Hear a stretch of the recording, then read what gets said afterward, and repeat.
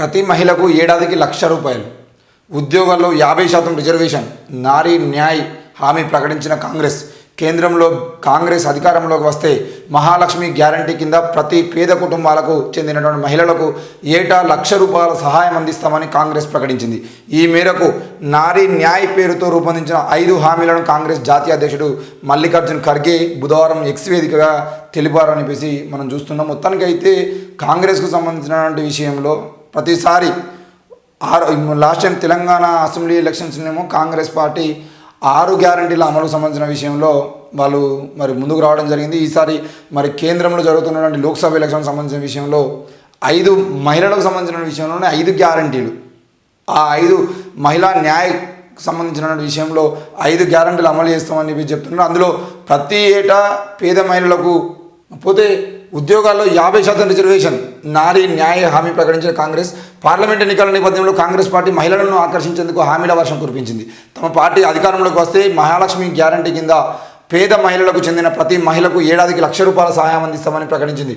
ఈ మేరకు నారీ న్యాయ పేరుతో రూపొందించిన 5 హామీలను కాంగ్రెస్ పార్టీ జాతీయ అధ్యక్షుడు మల్లికార్జున్ ఖర్గే బుధవారం ఎక్స్ వేదికగా వెల్లడించారు. మహాలక్ష్మి గ్యారంటీతో పాటు ఆది ఆబాది పూరా హక్ సగం జనాభా పూర్తి హక్కులు గ్యారంటీ ప్రకారం కేంద్ర ప్రభుత్వ ఉద్యోగాల్లో మహిళలకు 50% రిజర్వేషన్ కల్పించనున్నారు.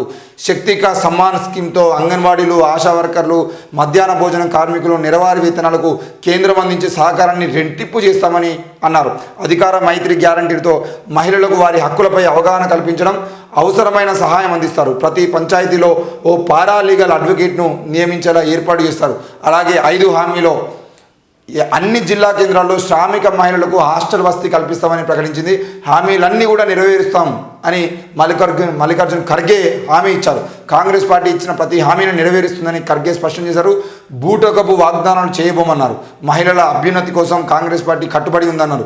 ప్రజాస్వామ్యాన్ని, రాజ్యాంగాన్ని కాపాడే క్రమంలో ప్రతి ఒక్కరూ కాంగ్రెస్ను ఆశీర్వదించాలని సూచించారు. బీజేపీ దేశంలోని నిరుద్యోగులను పట్టించుకోవట్లేదని ఆరోపించారు. మొత్తానికైతే కాంగ్రెస్ పార్టీ 5 గ్యారంటీలు మహిళల కోసం ప్రత్యేకంగా 5 గ్యారంటీలు అమలు చేస్తామని చెప్పి చెప్తున్నారు.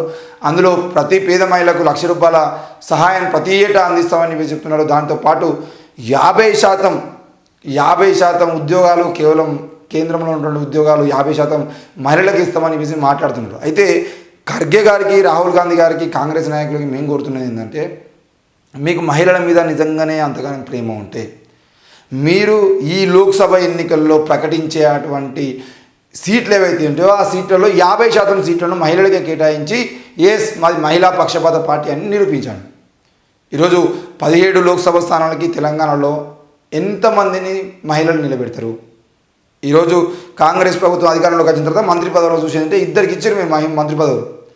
అంటే 10 మందిలో ఒక్కరికి చొప్పునే మీరు మంత్రి పదవులు ఇచ్చుకుంటూ పోతే రేపటి రోజున 5గురికి అంటే 50% న్యాయం కల్పిస్తామని చెప్పేసి ఎట్లా మాట్లాడుతున్నాను?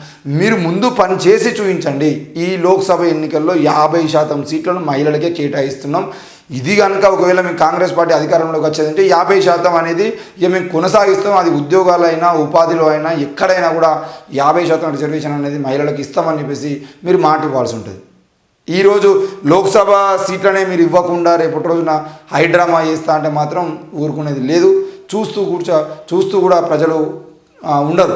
ఎందుకనంటే ప్రజలకు అర్థమైపోతుంది ఇవాళ రేపు బీజేపీ నాయకులు ఏం మాట్లాడతారు, కాంగ్రెస్ నాయకులు ఏం మాట్లాడతారు, రాహుల్ గాంధీ ఏం మాట్లాడుతున్నారు, నరేంద్ర మోడీ ఏం మాట్లాడుతున్నారు, అమిత్ షా ఏం మాట్లాడుతున్నారు, ఖర్గే ఏం మాట్లాడుతున్నారు, వీళ్ళ రాజకీయాలు ఏంది, వీళ్ళ రాజకీయ కోణం ఏంది అనే విషయం పూర్తిగా అర్థమైపోతాం. మరి అట్లాంటి క్రమంలో ఈరోజు బీజేపీని తలదన్నాలి అనుకుంటే తప్పకుండా కాంగ్రెస్ పార్టీ ఆ విషయాన్ని నిరూపించుకోవాల్సిన అవసరం ఉంది. మరి మల్లికార్జున్ ఖర్గే చెప్పినట్లు మేము తప్పకుండా ప్రతి హామీని అమలు చేస్తామని చెప్పేసి చెప్తున్నాడు. 50% రిజర్వేషన్ కల్పిస్తామని చెప్పేసి చెప్పినప్పుడు తప్పకుండా అది కల్పించి లోక్సభ ఎన్నికల్లోనే చూపించేటువంటి అవసరం కూడా ఉంది.